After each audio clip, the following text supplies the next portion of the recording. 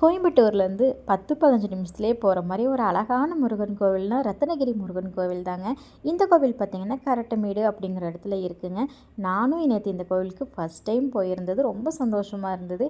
எதிர்பார்க்காம திடீர்னு கோவில் பாளையம் வரைக்கும் வேலை இருக்குது வரையான்னு கேட்டிருந்தாங்க.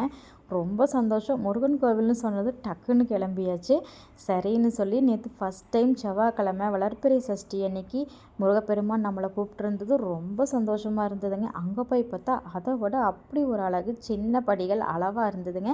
வயசானவங்க பெரியவங்க எல்லாரும் போய் நிம்மதியாக சாமி கும்பிடலாம். போகிற இடத்துலலாம் பூ கொடுத்தது இன்னமும் சந்தோஷமாக இருந்தது. சந்தோஷமாக கீழே இறங்கி அப்படியே வந்தோம்னா வெத்தலை தீபம் நெய் தீபம்லாம் போடலாம். நல்ல இட வசதி இருக்குது, வேலி இருக்குங்க. உட்காந்து வழிபாடு பண்ணிட்டு வரலாம் பொறுமையாக நிம்மதியாக.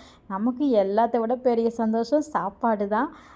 ஏன்னா காலையிலேருந்து நவராத்திரி விரதம் சஷ்டி விரதம்லாம் இருந்தாலும் மத்தியானம் 11:30 மணிக்கெல்லாம் சாப்பாடு கொடுத்துட்டாருங்க. சுட சுட முருகப்பெருமான். அப்படி ஒரு சந்தோஷமாக சாப்பிட்டுட்டு வீட்டுக்கு வந்தாச்சு. கொஞ்சம் கோவில் பாளையம் அங்கெல்லாம் போயிட்டு வந்தாலும் கொஞ்சம் டைமும் ஆயிடுச்சு. நம்ம இது வரைக்கும் நவராத்திரி தொடங்கினதுலேருந்து கேசரி பண்ணவே இல்லை. சரி அதுதான் டக்குன்னு பண்ணவும் முடியும்னு சொல்லி சாயந்தர பூஜைக்கு கேசரி தாங்க பண்ணியிருந்தேன். பண்ணி முருகப்பெருமானையும் வாராகியம்மனையும் வழிபாடு பண்ணிவிட்டு கோவிலுக்கு கிளம்பிடலான்னு நேற்று திருப்புகளோட ஒரு 2 வரி என் கண்ணில் பட்டுது. அது ஷார்ட்ஸ் வீடியோவில் கொடுத்துருந்தேன். பார்க்காத ஃப்ரெண்ட்ஸ் கண்டிப்பாக பாருங்கள். கோவிலுக்கு போகலான்னு போகும்போது அதை விட ஒரு ஆச்சரியம்.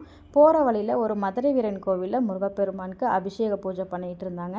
அதை பார்த்தது எனக்கு ரொம்ப சந்தோஷமாயிருச்சு. நான் சம்படம் பத்தலைன்னு சொல்லி 2 சம்படத்தில் கொண்டு போயிருந்த பிரசாதம். ஒரு சம்படத்தை அங்கேயே முருகன்கிட்டேயே வச்சு முருகனை கும்பிட்டுட்டு அதுக்கப்புறம் தாங்க வாராகியம்மன் கோவிலுக்கு போயிருந்தேன். அங்கே போனால் அதை விட அழகுங்க வாராகியம்மன். நேற்று வாராகியம்மன் லகு வாராகி 6வது நாள். அவங்களையும் அப்படியே தரிசனம் பண்ணிவிட்டு நேற்று ஃபுல் டே இவங்கள மாற்றி மாற்றி கும்பிட்டது ரொம்ப சந்தோஷமாக இருந்தது.